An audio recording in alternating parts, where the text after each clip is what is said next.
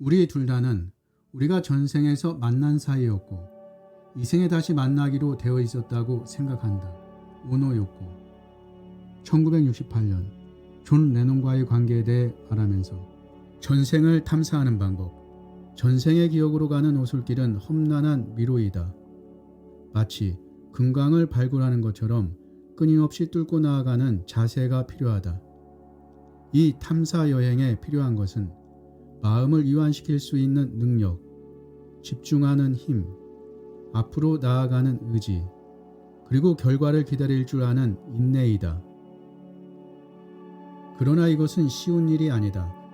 자아로 하여금 마음속에 각인된 전생에 대한 심상을 못 보게 막는 것은 환생할 때마다 느꼈던 충격뿐만 아니라 현재 순간의 불안과 산만함도 작용한다.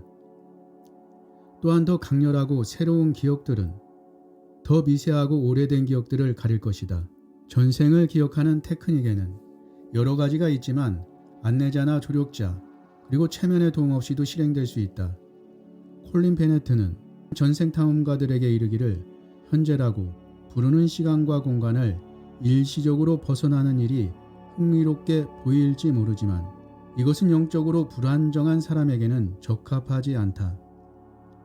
그것은 육체적으로 허약한 사람이 낚싯배를 타고 대서양을 건너려고 하는 것처럼 무모한 일이다라고 경고한다. 오늘은 책 나는 98번 환생했다를 통해 직접 스스로의 전생을 탐험하는 방법과 그 의미, 아카식 레코드를 보는 방법을 배워보도록 하겠습니다. 나는 98번 환생했다. 조피시어 지음, 손민규 옮김, 태일 출판사 발행. 현재 절판된 책입니다. 마술의 기억, 결단하라. 마음속의 수많은 전생을 떠올리라. 역추적. 전생에 대한 정보의 복원은 여러 가지 명칭으로 불린다. 악마적 평판을 얻고 있는 영국의 신비주의자 알레이스터 크롤리는 이것을 마술의 기억이라는 그럴듯한 이름으로 불렀으며 불교에서는 푸베니 바사누 사티나나라는 긴 이름으로 불렀다. 고타마 붓다는 550번의 전생을 기억했다고 전해진다. 그러나 어떤 방법으로 전생을 기억했는지는 알려지지 않았다. 다만 붓다는 전생을 기억하고 싶어하는 사람에게 철저하게 깨어있는 의식을 유지하고 마음을 고요히 하라. 무아의 경지를 열심히 수행하여 해안을 얻어라. 그리고 홀로 있으라고 말했을 뿐이다. 그는 특히 결단력이 중요하다고 말했다. 그는 제자에게 다음과 같이 하라고 말했다. 마음의 수많은 전생을 떠오르게 하라. 1생, 2생, 20생, 100생, 1000생, 10만생. 다음과 같이 말하면서 전생을 떠올려라. 나는 이러한 곳에 살고 이러한 이름을 갖고 있었다.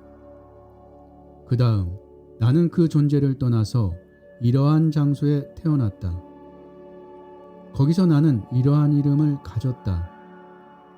그리고 이러한 가족, 계급, 재산을 갖고 이러저러한 즐거움과 슬픔을 체험했다. 그리고 이러한 나이까지 살았다. 그리고 나서 나는 또 그 존재를 떠나 이 존재로 태어났다. 이와 같이 마음의 수많은 전생을 떠올리고 정확히 묘사하라. 바로 앞의 전생이 기억되면 다른 전생들도 쉽게 기억될 것이다. 역순으로 기억하라. 붓다고샤라는 성인은 전생을 기억하는 방법에 대해 좀 더 명확하게 가르쳤다. 그는 비슈디 마르가 정화의 길이라는 책에서 방금 일어났던 일에 대해 깊이 명상하고 그 다음에 역순으로 기억해가라고 충고한다. 수행자는 탁발에서 돌아와 아침 식사를 한 후 명상에 들어가 다음과 같이 해야 한다. 지나간 일들을 현재부터 거슬러 올라가라. 앉았다. 자리를 폈다. 방으로 들어왔다. 밥그릇과 옷을 치웠다. 식사를 했다. 마을을 떠났다. 마을을 돌며 탁발을 했다. 마을에 들어갔다. 이렇게 하루 동안 했던 일을 역순으로 기억해 가야 한다. 일단 하루 동안의 기억이 정확하게 기억된다면 다음에는 그저께, 1일 전, 10달 전, 1년 전, 10년 전, 20년 전까지 기억을 거슬러 올라가야 한다. 기억의 연결고리가 깨어졌을 때는 깊은 명상에 들어가 그 고리를 이어야 한다. 만일 임신의 순간까지 완전히 기억이 소생될 수 있다면 다음에 남은 최고의 도전은 전생의 죽음의 순간을 꿰뚫는 것이다. 붓다고시 하는 이 일이 얼마나 어려운지 공감하면서 이 지점은 칠흑 같은 어둠과 같아서 아직 미혹되어 있는 사람의 마음으로는 해내기가 어렵다라고 말한다. 그럼에도 불구하고 절대 포기하지 말고 계속 공에 집중하다 보면 머지않아 전생의 기억이 떠오를 것이라고 말한다. 그는 일단 바로 앞에 전생이 기억되면 다른 생들도 쉽게 기억될 것이다 라고 말한다. 과거의 인상에 집중하라. 그러면 전생을 알게 될 것이다.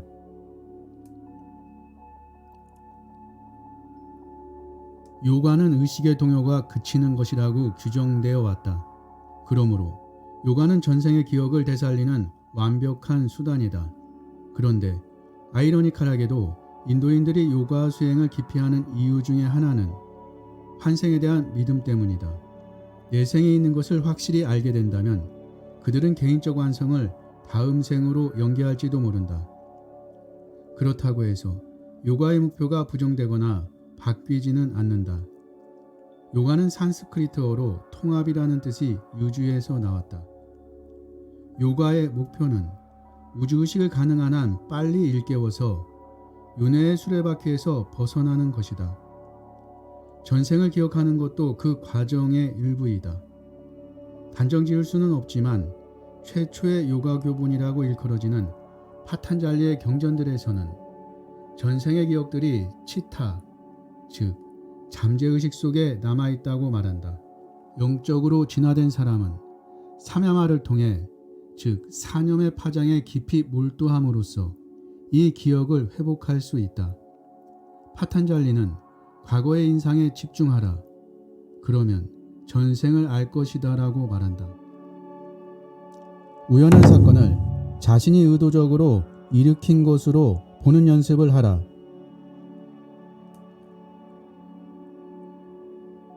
루돌프 슈타이너 역시 올바른 명상에 의해서 전생의 기억이 회복된다고 말했다. 그는 전생을 기억하기를 원하는 사람들에게 우연히 어떤 일이 일어날 때마다 가공의 인물을 상상하라고 말했다. 가령 지붕에서 기와가 떨어져 어깨를 다쳤다고 하자. 그때 이 사고를 재수가 나빴다고 불평하지 말고 다음과 같이 상상한다. 가공의 인물이 그 지붕에 올라가서 기와를 떨어뜨리고 재빨리 땅으로 내려와서 그 기와가 자기 어깨에 떨어지게 한다. 이렇게 우연히 일어난 사건을 우리 자신이 의도적으로 일으킨 것으로 보는 연습은 결국 현생에서는 전혀 본 일이 없는데 어디서 본 것 같은 느낌을 불러일으킴으로써 우리가 전생에 존재했다는 확신을 갖게 할 것이라고 말했다. 출생 순간까지 갔을 때 비로소 탄생전으로 들어갈 수 있다. 거꾸로 쓰고 말하고 기억하라. 알레이스터 크롤리는 전생을 기억하는데 자주 부딪히는 장애는 고통스러운 기억, 주로 죽음의 체험이 잠재의식 속에 억압되어 있기 때문이라고 보았다. 사람들은 앞으로 다가올 죽음을 상상하는 것을 두려워하듯이 전생의 죽음을 기억하는 것도 본능적으로 두려워한다 라고 그는 말했다. 그러나 만약 위의 방법을 꾸준히 실행한다면 프로이드적 망각마저도 정복하게 되어서 전생의 기억이 모두 살아날 것이라고 말했다. 크롤리의 방법은 2500년 전의 불교적 테크닉과 매우 유사하다. 우선 그는 거꾸로 쓰고 거꾸로 걷고 거꾸로 말하고 나는 그이다 대신에 다이그는 나이라고 말한다. 거꾸로 읽는 것을 익히라고 한다. 그리고 나서 거꾸로 사건을 기억하는 붓다고샤의 방법을 실시한다. 처음에는 5분 전의 일까지 완전히 기억해야 하며 그 다음에는 하루 전, 그리고 마지막에는 일생 전부를 기억한다. 크롤리는 5분 전까지의 일을 완전히 기억한다면 하루에서 일생까지 늘리는 것은 그렇게 어렵지 않다고 말한다. 이 훈련이 거의 기계적으로 익숙해지기 위해서는 적어도 하루에 4번은 실시해야 한다. 마음이 출생의 순간까지 거슬러 올라가는데 100번을 성공해야만 비로소 탄생 전까지 거슬러 올라갈 수 있다. 이때가 마술적 기억이 전개되기 시작하는 때이다. 그는 전생의 기억은 우선 역사적, 지리적 사실과 대조해서 검사해야 하며 확실한 것조차도 오류의 가능성을 고려해야 한다고 경고했다. 그런데 전생의 기억이 진실한지를 알아보는 방법이 또 하나 있다. 크롤리는 마술의 이론과 실제라는 책에서 다음과 같이 썼다. 전생의 기억이 사실이라면 그 기억은 현재 당신이 갖고 있는 특성을 설명해 줄 것이다. 예를 들어 당신이 어떤 종류의 포도주를 본능적으로 싫어한다고 가정하자. 아무리 생각해도 싫어할 이유를 찾을 수 없다. 그런데 전생에 독을 탄 포도주를 먹고 죽은 것을 기억하게 된다면 당신이 포도주를 싫어하는 이유가 설명될 것이다. 그것은 불에 데워본 적이 있는 아이는 불을 무서워한다는 속담과 같은 이치이다. 시계판을 이용해 트랜스 상태에 들어가 과거와 접속하기.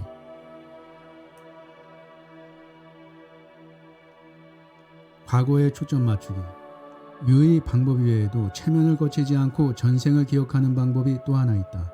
그것은 조사자가 시계를 마음속에 그린 후 문자판을 하나하나씩 지워나가는 방법인데, 이때 조사자는 트랜스 상태로 들어가서 과거로 돌아간다. 이 테크닉은 앞의 방법처럼 어렵지는 않지만 여전히 많은 노력을 요구한다.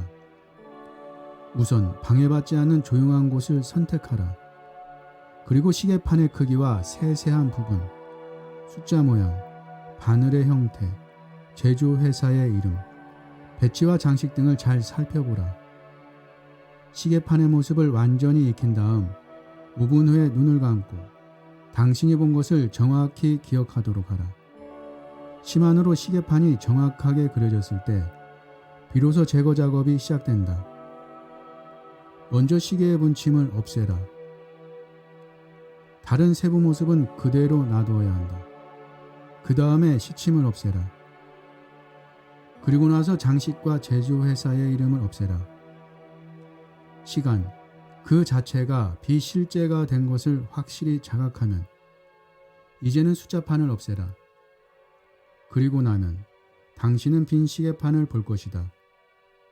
그 다음에는 이 시계판이 점점 작아져서 완전히 사라지게 하라.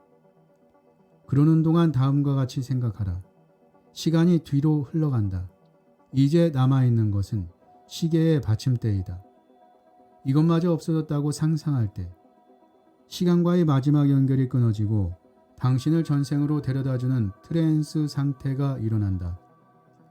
이런 방법이 쉬운 듯이 들릴지도 모르지만 금세 성공을 기대하기는 어렵다. 의지가 강하고 끈기 있는 사람이라면 몇 주간 부지런히 실험하여 효과를 얻을 수 있다.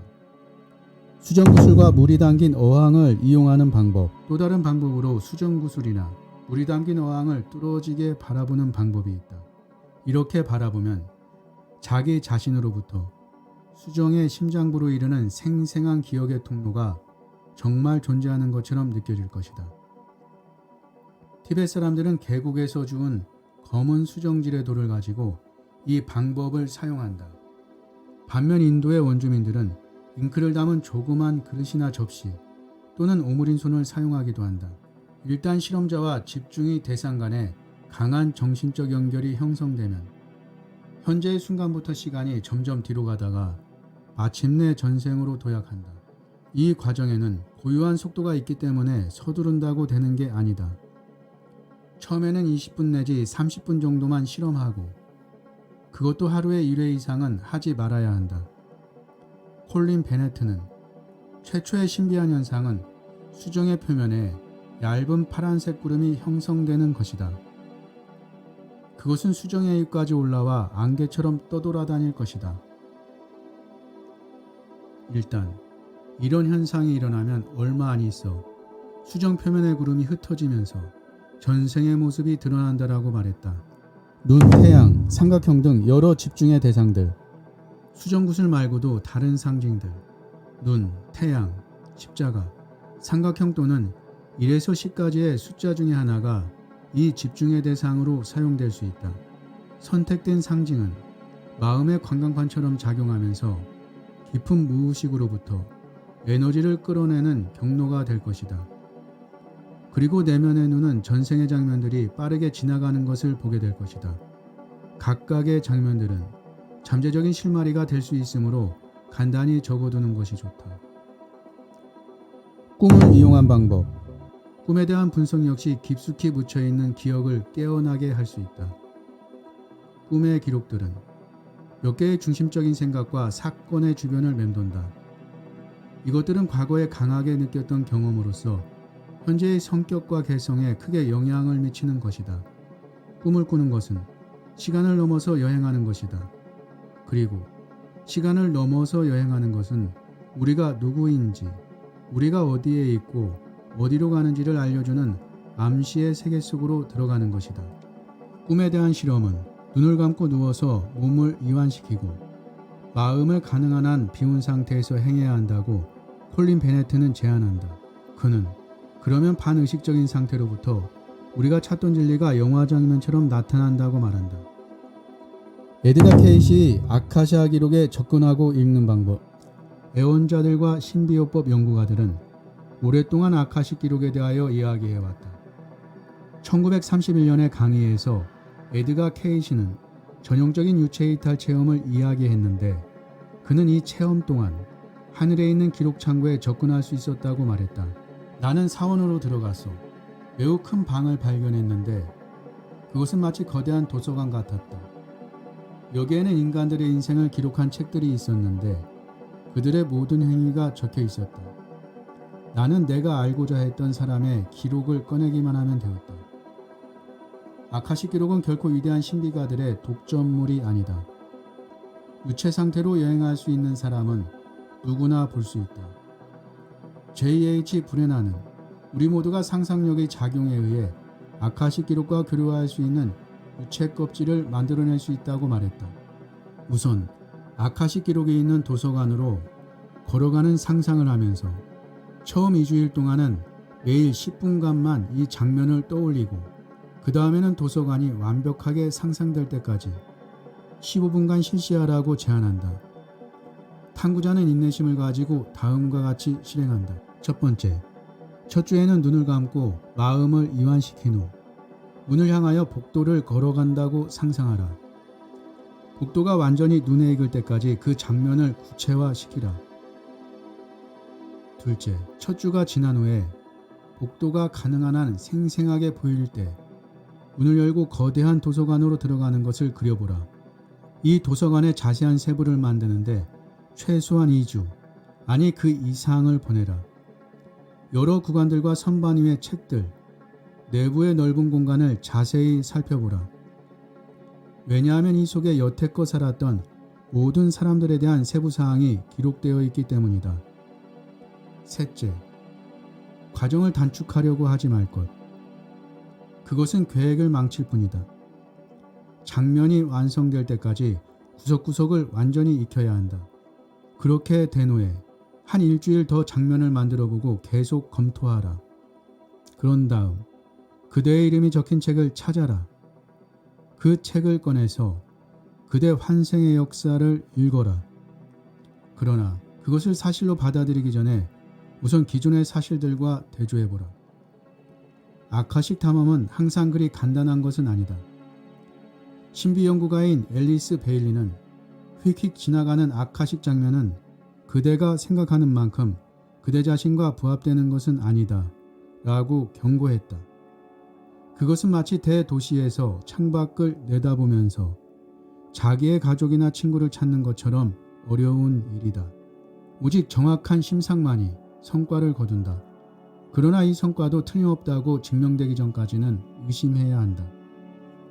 아무리 지적으로 전생을 확신한다 해도 실제로 전생을 체험하는 것만큼 확신을 주는 것은 없다.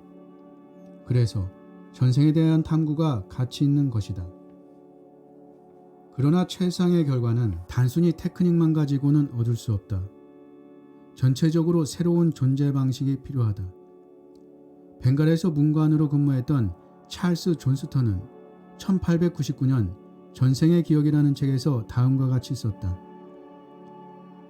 우리가 영혼성을 간직하고 의식적으로 시간의 장벽을 넘어갈 때 우리는 과거의 기억을 간직할 수 있다. 현재의 난제를 푸는 열쇠는 지나간 전생에서 찾을 수 있다. 비록 우리가 의식을 못한다 해도 우리는 모든 환생의 집합체이다. 무의식적인 것을 의식적인 것으로 만들고 알려고 추구하는 과정 속에 전생의 기억을 탐사하는 설레임과 보람이 있다. 끝까지 시청해주신 여러분께 감사드리고 이번에 저의 채널에서 여러분의 그동안 꾸준한 성원 덕분에 채널 멤버십 프로그램을 개설하게 되었습니다. 관심 있으신 분은 구독 버튼 옆에 가입 버튼이나 제목 아래 링크를 클릭하시면 자세한 사항을 보실 수 있습니다. 항상 저의 채널을 언제나 사랑해 주시고 아껴 주시고 응원해 주시는 모든 분들께 무한 감사의 마음을 전합니다.